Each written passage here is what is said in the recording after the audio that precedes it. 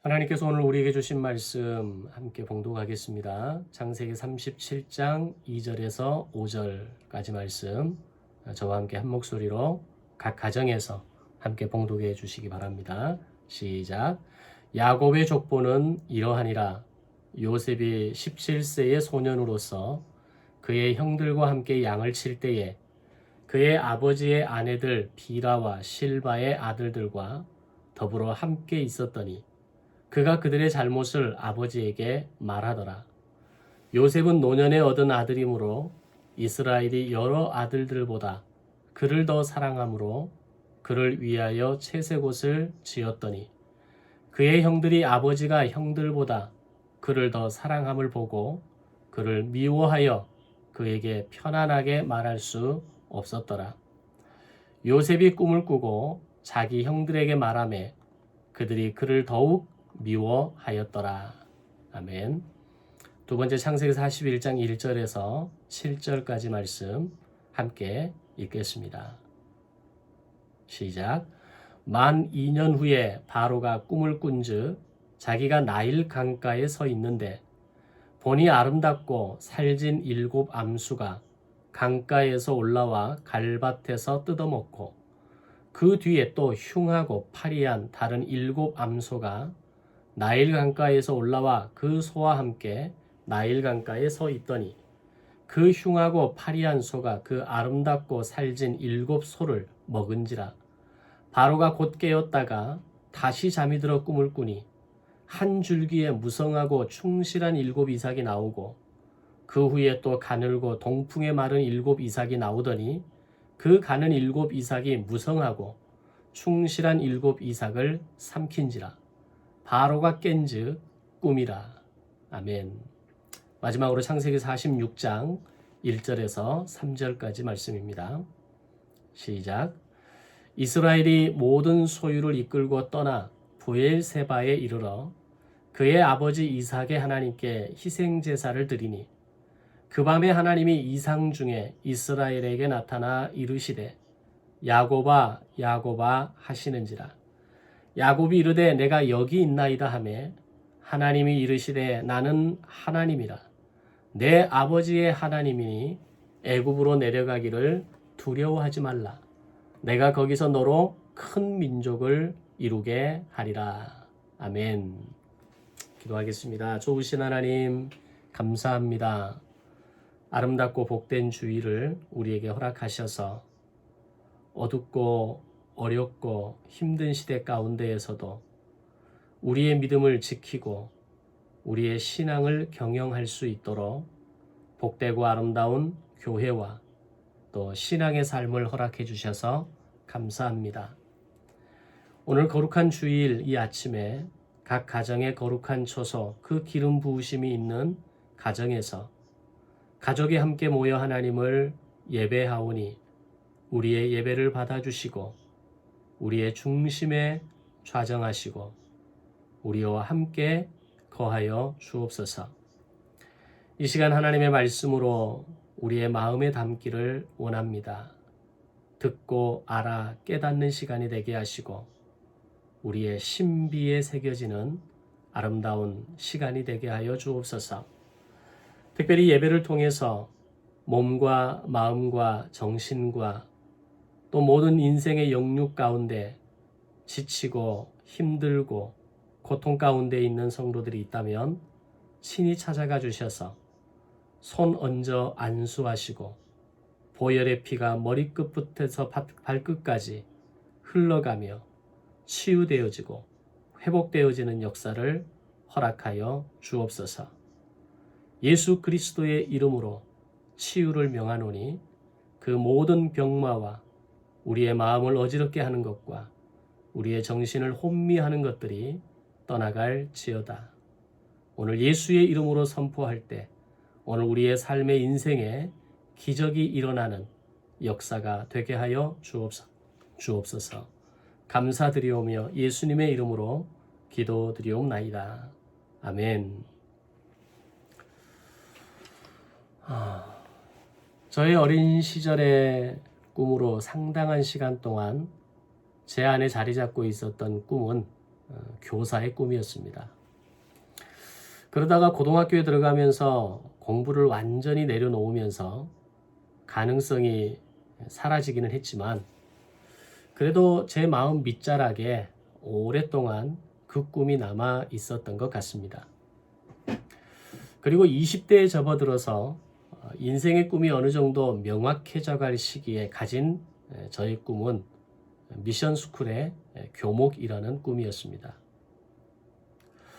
아마 여러분에게도 오래도록 그렇게 기억에 남아있는 꿈이 있고 또 어린 시절부터 청소년기의 시간을 지나면서 적어도 한두 가지 이상의 꿈을 가져보셨으리라 생각합니다. 그리고 자이든 타이든 시간이 지나면서 그 꿈이 바뀌어지는 경험도 해서 하셨을 것이고 때로는 타협과 포기를 통해 그 꿈이 변경되는 아픔도 있었을 것입니다. 만약에 지금 내가 서 있는 자리가 내가 가졌던 꿈에 도달했고 그 꿈에 잘 어울리는 일을 하고 있다면 그것은 굉장히 행복하고 또 뿌듯함을 느끼실 만한 일이라고 생각합니다. 실제로 마음에 품었던 꿈을 그대로 이루고 살아내는 사람이 그렇게 많지 않기 때문입니다. 대부분의 많은 사람들은 현실에 순응하거나 타협을 통해 또는 가장으로서의 책임과 부모의 역할을 다하기 위해 그리고 때로는 마음이 아픈 일이지만 생계와 심지어는 생존을 위해서 꿈과는 상당한 거리가 있는 생업의 현장에서 살아가는 사람들이 훨씬 더 많기 때문입니다. 그러나 그 생업의 자리가 어디이든 어떤 일을 하고 있든 우리가 희망을 얻게 되는 것은 주님을 만나고 그분을 알아가고 말씀을 깨달아가면서 바로 지금 이 자리가 나를 생명의 도구로 구속사의 도구로 사용하시기 위해 부르신 곳이라는 것을 알기 때문입니다. 더 나아가 바로 그곳이 생활 선교사로서의 역할을 감당하는 나의 자리라는 것을 알 수만 있다면 그 어느 누구보다도 기쁘고 행복한 인생을 살아갈 수 있을 겁니다. 자, 그렇다면 비록 내가 가졌던 소중한 꿈의 연결선상에 서 있는 것은 아니지만 지금 이 자리가 바로 나를 위해 예비하신 자리라는 것을 어떻게 알 수 있느냐라는 겁니다. 그리고 나의 모습 그대로 구속사의 도구로 사용되기 위해서는 무엇이 나에게 필요한가를 알아야 합니다.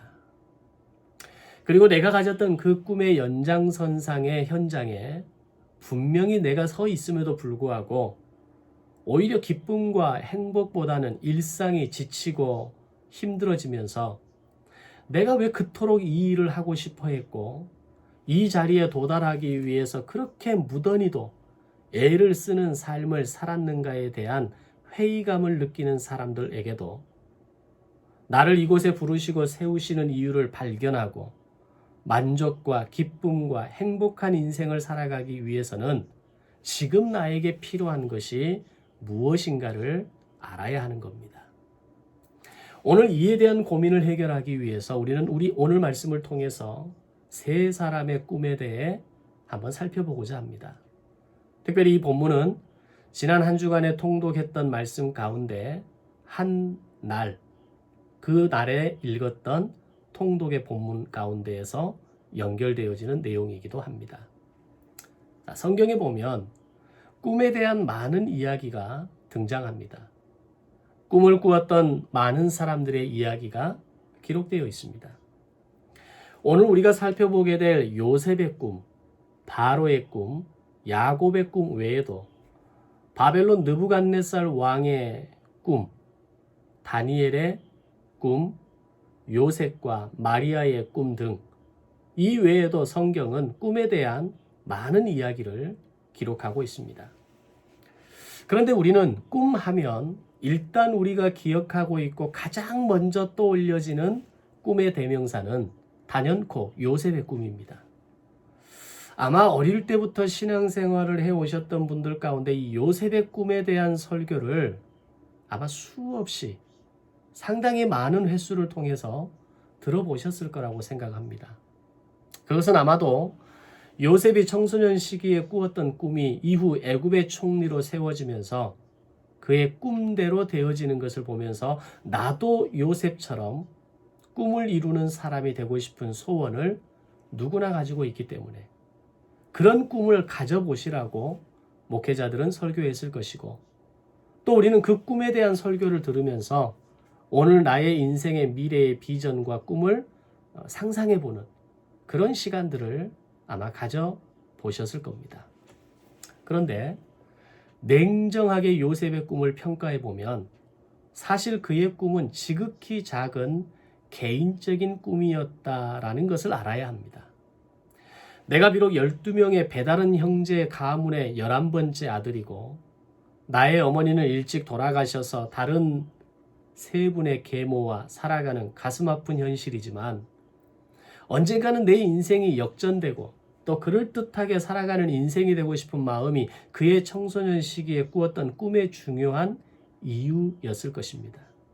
그래서 처음에는 다른 형제들의 볕단이 자기에게 절하는 꿈을 꾸었고, 나중에는 다른 형제들과 부모를 상징하는 별과 달이 자신에게 절하는 꿈을 꾸었을 때 아마 요셉의 마음은 하늘을 나는 듯한 기분이었을 겁니다. 그리고 그런 마음으로 자신의 꿈을 형들과 부모에게 자랑스럽게 이야기했을 것입니다. 그 결과는 형들의 미움과 질투와 시기가 더 가혹해지는 결과를 맛보게 되었죠. 물론 이미 그 전에 형들의 미움을 받게 만든 가장 큰 사건은 아버지의 채색옷 사건이었습니다. 고대 시대에 채색옷을 입는다는 것은 상상할 수 없는 일입니다. 그것은 곧 부의 상징이고 그가 가장 많은 사랑과 신뢰를 받는 의미와 함께 그 집안의 장자라는 것을 상징하는 의미가 있었기 때문입니다. 엄연히 그 집안의 장자는 루벤입니다. 그리고 그 밑에 형들이 두 눈을 시퍼렇게 뜨고 있는데, 그런 요셉의 채색옷과 요셉의 도발적인 꿈이 감히 용납이 됐겠습니까? 물론 요셉의 꿈에는 17세의 어린 나이에는 다 헤아릴 수 없는, 자신도 미처 알아채지 못한 어떤 중요한 의미가 있었던 것은 분명합니다. 아무 이유 없이 그런 꿈을 꿀 수 있는 것은 아니기 때문입니다. 그것이 무엇이었는가 하는 것은 뒤에 가서 명확하게 말씀드리겠지만, 어쨌든 요셉이 가졌던 그 꿈 안에는 그가 상상할 수 없을 정도의 엄청난 계획하심이 들어있었던 것은 분명하다는 겁니다. 그러나 적어도 요셉이 꾸었던 그 꿈은 지극히 작은 개인적인 꿈이었다라고 하는 겁니다. 그러나 그 어마어마한 꿈과 계획을 알기까지는 많은 시간이 필요했고, 지극히 작은 개인적인 꿈이 엄청난 규모의 꿈으로 키워지기 위해서는 반드시 거쳐야 할 모진 고통과 시련과 연단의 과정이 있어야 했습니다. 그 모진 고통과 시련과 연단의 시작은 형들에게 죽임을 당한 뻔한 사건으로 시작합니다. 겨우 목숨은 부지하지만 결국 애굽의 노예로 끌려가는 상황을 직면하게 되죠. 이후 보디발의 집에서 노예로서의 비참한 삶을 사는 것도 모자라서 그렇게 성실하게 일하면서 마침내 인정받는가 하는 싶은 시점에 여주인의 모함으로 결국 애굽의 정치 수용소에 갇히게 되는 시간까지 13년의 시간 동안 요셉은 그야말로 폭풍 같은 인생을 살아나가게 됩니다. 아마 죽을 고생을 하며 위기를 넘기고 하루하루를 살아야 했을 겁니다. 그런데 여기서 우리가 눈여겨보아야 할 부분이 있습니다. 그렇게 험한 시간을 보내는 가운데 있는 요셉에 대한 설명이 과거의 형들과 부모 앞에서 철없이 자기 꿈을 자랑했던 요셉이 더 이상 아니라는 것을 보여주는 말씀이 아주 중요한 시점마다 기록되어 있다는 겁니다. 창세기 39장 2절과 39장 23절의 말씀이 바로 그런 증거입니다. 먼저 2절에 보면 여호와께서 요셉과 함께 하심으로 그가 형통한 자가 되어 그의 주인 애굽 사람의 집에 있으니. 23절 간수장은 그의 손에 맡긴 것을 무엇이든지 살펴보지 아니하였으니 이는 여호와께서 요셉과 함께 하심이라. 여호와께서 그를 범사에 형통하게 하셨더라. 아멘. 요셉이 보디발의 집에 노예로 있을 때에도, 거짓 고소로 인해 정치 수용소에 있을 때에도 요셉에 대한 성경의 기록은 여호와께서 요셉과 함께 하심으로 그가 형통한 자가 되었고 그를 범사에 형통하게 하셨다라는 기록이 있는 겁니다. 한때 아버지의 사랑을 독차지하면서 부잣집 도련님으로 대접받고 살 때에는 형들의 미움과 질투를 이해할 수 없었던 이 10대의 청소년이 하나님이 배열하신 고통과 연단의 훈련의 시간을 보내면서 그는 완전히 새로운 모습으로 달라져 있었던 겁니다. 형들을 원망하고 인생을 원망하고 저주하는 불평불만투성이의 청년이 아니라 여호와가 요셉과 함께 하심으로 하나님이 그를 범사에 형통하게 하셨다는 이 모세의 평가를 2번이나 받는, 모세의 전지적 작가 시점으로 볼 때에도 충분히 그렇게 기록하고도 남을 만한 모습으로 요셉이 달라져 있었다는 겁니다. 이것은 그가 지난 13년의 고통의 시간을 어떻게 보냈는가를 보여주는 아주 중요한 증거가 됩니다. 출애굽기를 공부하면서 말씀드린 것처럼 고난을 제대로 통과하지 못하면 인생 자체가 원망이고 불평이 전부입니다. 그러나 고난을 제대로 통과하면 하나님이 나를 형통하게 하셨고 하나님께서 나와 함께 하셨다는 고백이 나오게 되는 겁니다. 여러분은 지난 인생의 시간을 돌아보면서 여러분 어떤 고백을 하십니까? 여러분의 전체 인생을 어느 작가가 전지적 작가 시점으로 나를 기록한다고 할 때 그가 나의 인생을 뭐라고 기록해 줄 것 같냐라는 이야기입니다. 요셉에 대한 평가, 요셉에 대한 기록이 저와 여러분에 대한 기록이 되기를 소원합니다. 자, 바로 이런 평가를 받을 수 있는 시점에서 요셉은 바로의 꿈을 만나게 됩니다. 바로의 꿈은 그가 비록 애굽 제국의 왕이었고 이방인이었지만 그의 꿈은 요셉의 꿈과는 비교할 수 없는 꿈이었다라는 것입니다. 앞에서도 말씀드린 것처럼 요셉의 꿈은 지극히 작은 개인적인 꿈이었습니다. 그러나 바로의 꿈은 애굽이라고 하는 한 나라에 대한 꿈이었다라는 겁니다. 꿈의 크기를 가지고 비교한다면 이거는 비교 게임이 안 되는 사이즈가 되는 겁니다. 즉 요셉의 꿈의 사이즈보다 바로의 꿈의 사이즈가 훨씬 더 컸습니다. 그런데 문제는 아무도 바로의 꿈을 해석할 수 없었습니다. 절묘한 타이밍은 바로 그 때에 바로의 꿈을 요셉이 해석하게 됩니다. 이유가 뭡니까? 하나님이 그를 형통하게 하셨다는 사실과 요셉이 지난 고통과 연단의 시간을 우수한 성적으로 통과했기 때문입니다. 꿈 해석의 주요한 내용은 앞으로 자연재난이 다가온다는 내용으로 7년 대풍년에 이어서 7년 대흉년이 다가올 것이기에 왕께서는 이 일을 대비하여 7년 대풍년을 통해서 국가재난 비상사태를 선포하시고 재난대책을 발령하셔서 다가올 7년 흉년의 위기를 대비하라는 해석이었습니다. 결국 이 꿈의 해석으로 바로는 요셉을 애굽의 총리에 세우게 됩니다. 그리고 요셉이 세운 대책이 성공할 수 있도록 그에게 정권을 위임하고 자신에게 요셉보다 나은 것은 이 왕이라는 이름밖에는 없다고 말하면서 파격적인 고난을 위양하게 됩니다. 이것이 뭘 의미하는 겁니까? 요셉의 지극히 개인적인 꿈이 고난의 임계점을 통과하면서 애굽이라는 한 나라의 꿈을 가진 바로의 꿈을 만났을 때 요셉의 꿈이 한 단계 업그레이드 되어졌다는 것을 의미하는 겁니다. 만약 요셉이 지난 그 요셉의 꿈이 고난의 임계점을 통과하지 못했다면 바로의 꿈은 해석할 수 없었을 겁니다. 그리고 요셉의 꿈이 바로의 꿈을 만나지 못했다면 도단이라고 하는 그 이름도 알려지지 않은 시골 총구석에서 그가 어떻게 애굽의 총리의 자리에까지 오를 수 있었겠습니까? 지난 시간의 그 고통과 아픔과 눈물은 바로 요셉의 지극히 개인적인 그 작은 꿈이 바로의 애굽이라는 한 나라의 그 큰 꿈을 만나도록 하시기 위한 하나님의 계획이었고 하나님의 형통이었다라는 겁니다. 그러면 인생이 해석되는 거죠.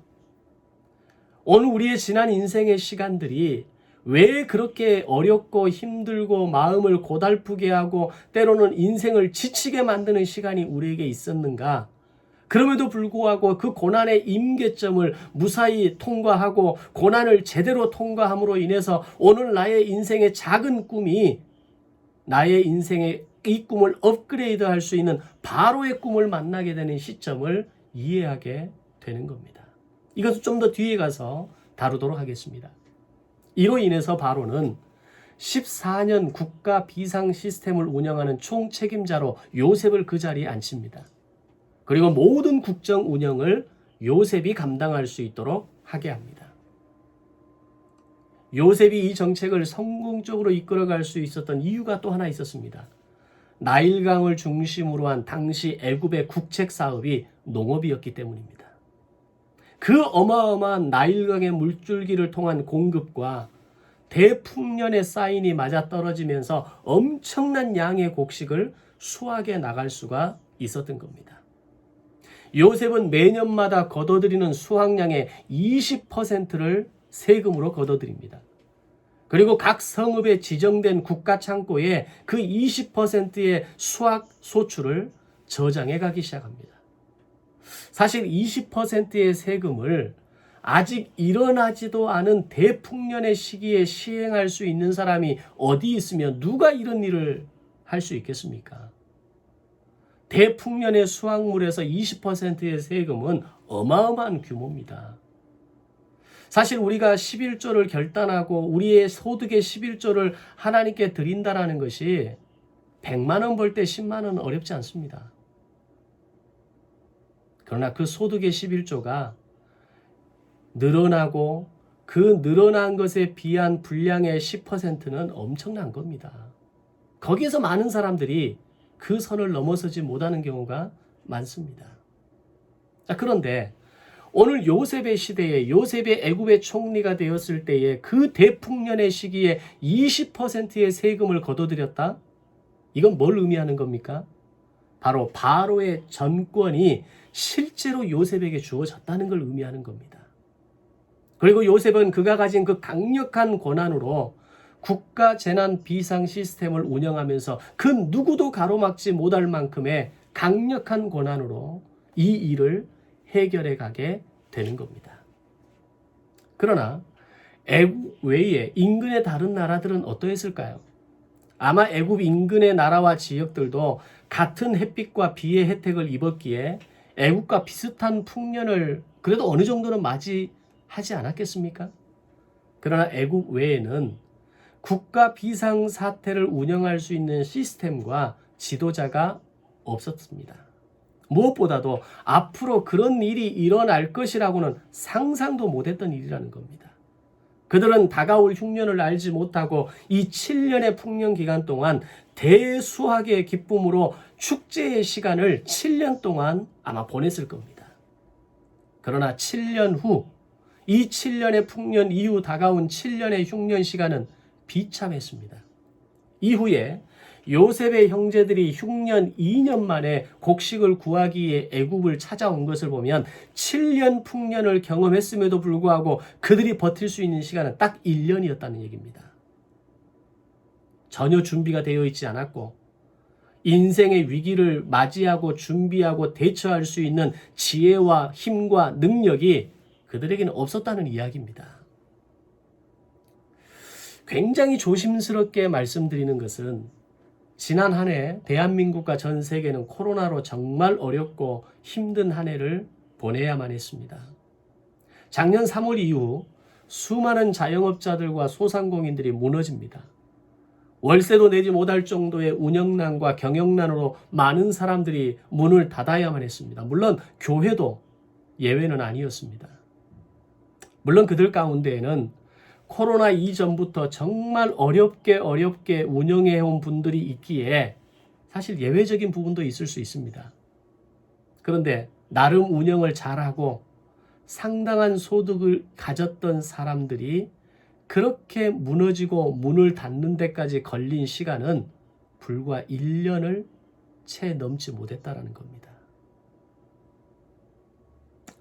불과 1년을 넘기지 못하고 불과 몇 개월을 넘기지 못하고 넘어졌다, 무너졌다라는 것은 정말 냉정하게 점검하고 분명하게 돌아봐야 할 부분이 있지 않을까라는 생각을 조심스럽게 해봅니다. 교회는 이제 다가올 미래를 준비하고 다가올 어려움들을 예상하면서 교회가 앞으로 다가올 위기들을 어떻게 극복해 나아가야 될 것인지 이제는 지금부터 고민하고 기도하고 하나님께서 주시는 지혜를 통해서 새 시대, 새 교회를 맞이할 수 있는 꿈을 꾸어야 하는 겁니다. 자, 다시 본론으로 돌아가겠습니다. 그렇게 흉년 2년 만에 요셉의 총리 집권 9년 만에 야곱의 아들들에게 들려진 소문은 애굽에 가면 양식을 구할 수 있다는 것이었습니다. 얼마나 기뻤겠습니까? 1년을 버티고 더 이상 버틸 수 없는 시점이 되었는데 애굽으로 가면 양식이 있다는 겁니다. 드디어 야곱의 아들들은 양식을 구하기 위해서 애굽으로 가게 됩니다. 그렇게 애굽으로 오게 된 야곱의 형제들은 애굽의 총리와 대면하는 자리에서 요셉은 형제들을 알아보지만 형들은 요셉을 알아보지 못합니다. 요셉도 자신의 존재를 바로 밝히지는 않습니다.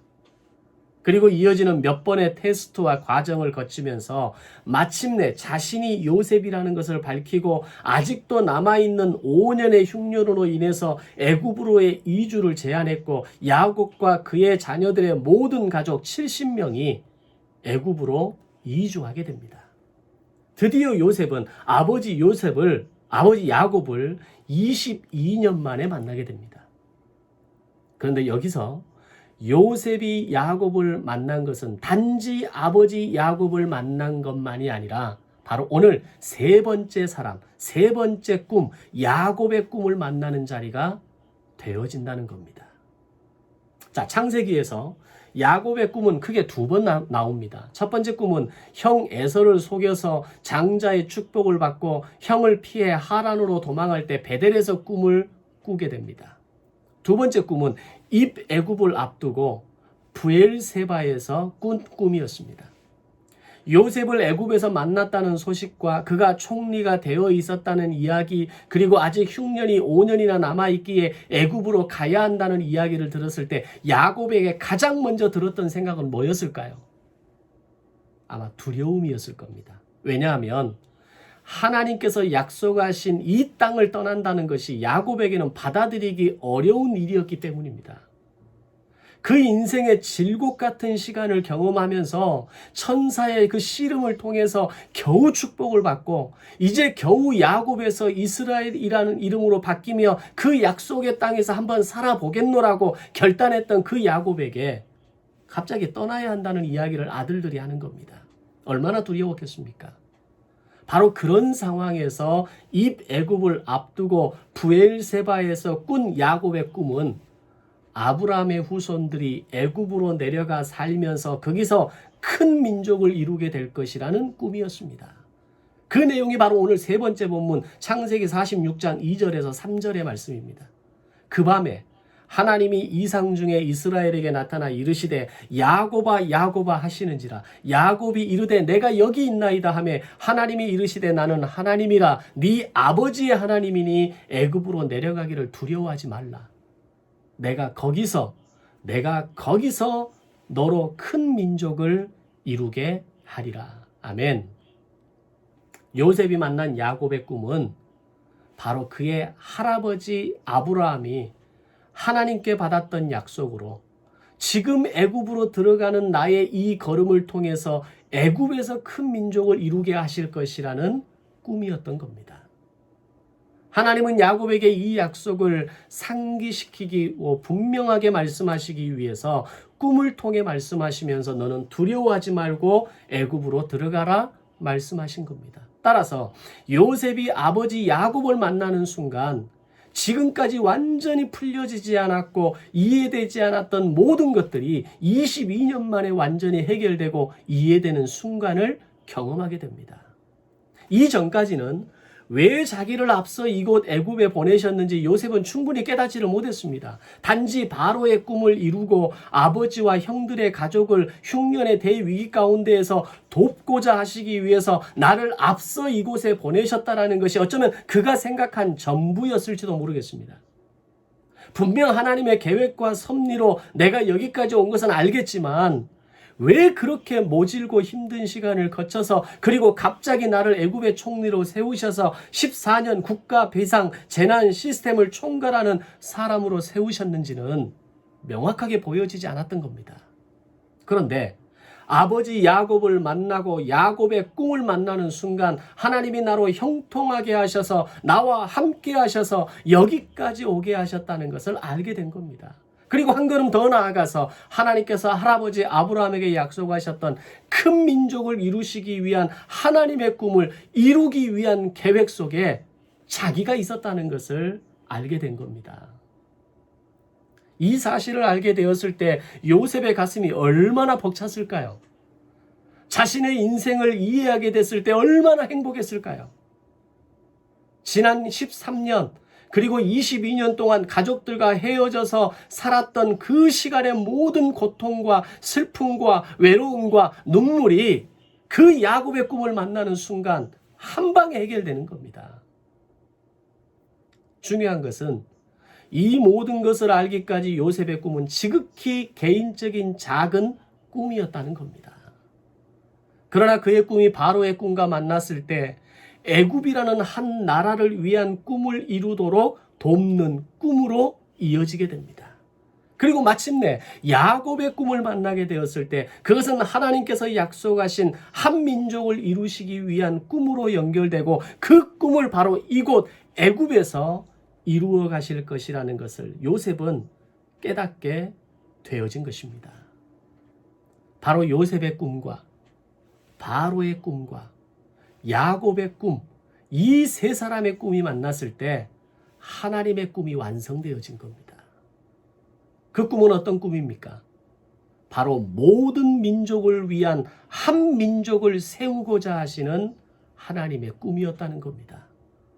요셉은 그저 자기 인생이 잘 되고 자기가 성공하고 자기가 풀리는 인생을 사는 꿈을 꾸는 게 전부였습니다. 애굽은 내가 속한 내 나라 애굽이 오늘 이 국가의 위기를 극복하기 위한 이 꿈을 꾸는 것이 그의 전부였습니다. 그러나 야곱의 꿈은 모든 민족을 위한 한 민족을 이루시기 위한 꿈을 꾸는 사람이었다는 겁니다. 하나님은 이 꿈을 이루시기 위해서 도단이라고 하는 그 작은 마을에서 요셉을 꿈꾸게 하셨던 것입니다. 그것은 마치 우리가 어린 시절 가슴에 품었던 꿈이기도 합니다. 몇 번의 바뀌는 과정이 있기는 했지만 어느 때부터인가 변하지 않았던 한 가지 꿈이 바로 그런 꿈입니다.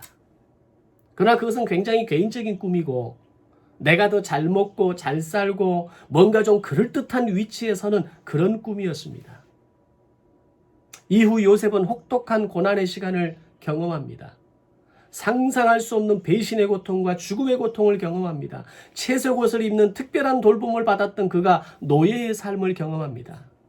그러나 그 가운데에서 그의 삶을 통해 나타나는 고백은 하나님이 그와 함께 하셔서 그로 형통하게 하셨다는 고백이었습니다. 억울한 누명을 쓰고 애굽의 정치 수용소에 갇혀 쇠사슬에 매여 있는 상황을 만났을 때에도 그에 대한 성경의 기록은 그를 형통하게 하셨다는 평가였습니다. 그런 모진 고통과 아픔과 상처의 시간 가운데에서도 여호와가 나와 함께 하심을 잊지 않았던 그가 드디어 바로의 꿈을 만났던 겁니다. 오늘 우리의 인생에서 때로는 지치고 때로는 힘들고 내 인생이 외롭고 내가 왜 이렇게 지질이 궁상처럼 살아야 하는가? 왜 내 인생을 이렇게 늘 쫓기면서 늘 내 인생이 이렇게 무너지듯이 아슬아슬한 인생을 살아야 하는가? 그 시간을 통해서 하나님이 나와 함께 하심으로 하나님이 나를 형통하게 하셨다라는 이 평가와 이 고백이 오늘 나에게 있도록 만들기 위한 하나님의 계획하심이라는 겁니다. 그 순간에는 그 고통을 이해하지 못합니다. 그 시간 속에서 어떻게 내 지난 시간을 다 설명할 수 있겠습니까? 그런데 오늘 요셉이 바로의 꿈을 만났던 것은 그 고난의 임계점을 무사히 통과하고, 그리고 그 고난과 쇠사슬에 묶여서 고통 가운데 있는 순간에서도 여호와가 나와 함께 하심으로 여호와가 그를 범사에 형통하게 하셨다라고 하는 이 모세의 평가가 가능한 그의 삶이 결국 요셉이 바로의 꿈을 만나게 되는 계기가 되는 겁니다. 오늘 나에게 바로의 꿈은 뭘까요? 나에게 주어진 삶을 일상성의 원리로 최선을 다하는 삶을 살아갈 때 나에게 붙여주시는 은혜를 경험하는 것이 바로의 꿈입니다. 나의 개인적인 꿈에 만족하고 그 꿈을 이루기 위해서 아둥바둥 사는 인생, 수단과 방법을 가리지 않는 인생이 아니라 성실하게 주어진 시간을 믿음의 고백으로 살아날 때 마침내 바로의 꿈을 만나게 되는 겁니다. 그것은 나에게 다가오는 어떤 기회의 모습일 수도 있습니다. 좋은 배움의 과정일 수도 있고, 좋은 스승과 멘토와 목자를 만나는 것일 수도 있습니다. 어쩌면 내가 가졌던 꿈을 이루는 좋은 직장을 내가 가지는 것도 바로의 꿈이 될 수도 있습니다. 그것이 어떤 모습으로 다가오든지 그것은 우리를 성장하게 만들고 나의 지극히 작은 개인적인 꿈이 한 단계 업그레이드 되는 경험을 우리는 하게 되는 겁니다. 그리고 세 번째, 야곱의 꿈을 만나야 합니다. 야곱의 꿈은 오늘 나에게 주시는 약속의 말씀을 깨닫는 겁니다. 말씀을 통해 인생을 경영하고 말씀을 통해 제자의 삶으로 왕같은 제사장의 삶으로 훈련되어져 가는 겁니다. 말씀을 통해 제사장 나라의 원칙과 하나님 나라의 풍성함을 경험할 때 마침내 나를 통한, 나를 향한 하나님의 꿈을 발견하게 됩니다. 그런데 야곱의 꿈의 단계를 만나지 못한 사람들이 가지는 공통적인 모습이 있습니다. 인생이 공허합니다. 분명히 바로의 꿈을 만나서 뭔가 내가 좀 살만한 것 같고, 이제는 좀 살아갈 것 같고, 이제는 내가 누군가에게 내 명함 하나 내놓을 정도의 모습은 되는 것 같은데 인생이 무의미하다는 겁니다. 정말 고생하면서 여기까지 왔는데 내가 이러려고 그렇게 모진 시간을 고생했나? 내가 겨우 이 한 달에 얼마 들어오는 이 몇백의 월급을 받으려고, 겨우 내 삶이 지금 조금 이렇게 안정감을 가지려고 내가 그렇게 아둥바둥 살아왔을까? 라는 생각을 하게 되는 겁니다. 그러나 야곱의 꿈을 만나면 내가 꿈을 이미 어느 정도 이루었고 나름 안정감 있는 삶을 살아가고 있다라고 말할 때 그 인생은 진짜 날개를 다는 인생이 될 줄로 믿습니다. 개인적인 인생의 요셉의 꿈, 바로의 한 나라를 위한 꿈, 어쩌면 그것만으로도 우리 인생은 충분하다라고 많은 사람들이 이야기합니다. 그것으로 내 인생이 그래도 살만하다라고, 이제는 내가 그래도 성공했다라고 사람들은 이야기하기도 합니다. 그러나 그 단계에서 한 단계 더 야곱의 꿈을 만나는 순간, 나를 향한 그 약속의 말씀을 깨닫는 순간 우리의 인생이, 우리의 마음이, 우리의 영혼이 날개를 다는 결과를 갖는다라는 겁니다. 그때 진정한 행복을 알고 우리 인생의, 이 신앙의 인생의 황홀함을 알고 우리 인생의 궁극적인 목적을 깨닫게 되는 것입니다. 그런데 안타까운 것은 많은 사람들이 요셉의 꿈에서 멈춥니다. 그저 뭔가 내가 되었으면 좋겠다는 생각으로 평생을 살며 인생을 후회하고 허비합니다. 그리고 적지 않은 많은 사람들이 바로의 꿈에서 멈추어 버립니다. 좋은 사람 만나 결혼하고 좋은 직장 잡아서 안정된 생활을 살아가고 내 주변에 좋은 친구들이 있어서 내 삶이 그래도 참 행복하다, 의미 있다, 그래 내 인생에 나를 위로해주는 그런 사람들이 있어서 내 인생은 살만해. 그렇지만 아둥바둥하게 처절하게 꿈을 이루기 위해 바쁜 인생을 살아가지만 인생의 공허함은 해결할 수 없는 겁니다. 그러나 진짜 우리가 가야 할, 가져야 할, 그 만나야 할 마지막 꿈은 야곱의 꿈입니다. 말씀으로 신앙의 터를 견고하게 하고 말씀의 경영으로 최선을 다하고 규모 있는 삶을 살아감으로 왕 같은 제사장으로의 모습을 갖추어 가는 것입니다. 그때 비로소 오늘 나를 향한 하나님의 꿈을 이루는 역할을, 구속사의 한 페이지를 감당하는 그 아름다운 소명을 이루는 인생이 되는 것입니다. 성도 여러분, 요셉의 꿈으로 만족하시겠습니까? 바로의 꿈을 만난 것으로 만족하시겠습니까? 야곱의 꿈으로까지 나아갈 때 마침내 나를 향한 하나님의 계획과 뜻, 나를 통해 이루시고자 하는 하나님의 꿈을 우리는 발견할 수 있을 겁니다. 그때 내 인생은 진짜 날개를 다는 겁니다. 그때 내 인생은 정말 찬란하게 빛나는 겁니다. 그때 내 인생은 보석처럼 빛나는 아름다운 인생으로 거룩한 예물을 하나님께 올려드리는 예배자의 삶이 되는 겁니다. 요셉의 꿈, 바로의 꿈, 야곱의 꿈, 그것은 하나님의 꿈에 도착하기 위해 반드시 거쳐야 할 꿈의 프로세스입니다. 하나님의 꿈을 깨닫고 경험하심으로 행복한 인생이 되시기를 주님의 이름으로 축원합니다. 아멘. 기도하겠습니다. 사랑의 아버지 하나님, 감사합니다. 우리에게 꿈이 있었고 그 지극히 개인적인 작은 꿈일지라도 뭔가 내 인생에 의미 있는 삶, 목적을 이루는 삶, 그래도 좀 세상에 드러낼 만한 그럴듯한 인생을 살아보고 싶은 것이 우리의 마음이었습니다. 그리고 그 꿈을 어느 정도 이루기도 했고 그 꿈까지는 가지는 못하지만 그래도 나름대로 의미 있는 삶을 살아간다라고 생각을 했습니다. 그러나 그 단계를 뛰어넘어서 오늘 나를 향한 하나님의 약속을 깨달을 수 있는 야곱의 꿈을 만나게 될 때 바로 내 인생을 통한 하나님의 꿈이 이루어진다는 사실을 보게 됩니다. 하나님, 요셉의 꿈, 바로의 꿈에서 머무르는 인생 되지 않도록, 그래서 인생이 공허하고 인생이 무의미해지지 않도록 오늘 우리의 인생에 빛 대신 예수 그리스도가 찾아오셔서 그 약속의 말씀으로 말미암아 풍성한 믿음의 삶을 살아가는 거룩한 믿음의 인생이 되게 하여 주옵소서. 감사드리오며 예수님의 이름으로 기도드리옵나이다. 아멘.